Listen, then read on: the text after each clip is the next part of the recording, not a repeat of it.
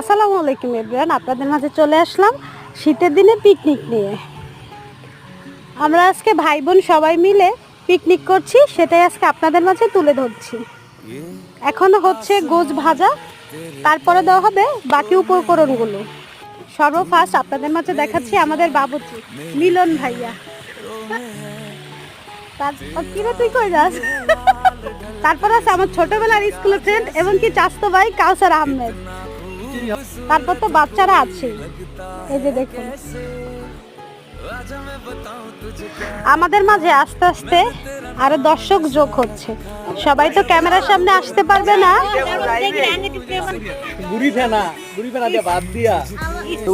এখন আমাদের গোছগুলো উঠানো হচ্ছে, ভাজা হয়ে গেছে।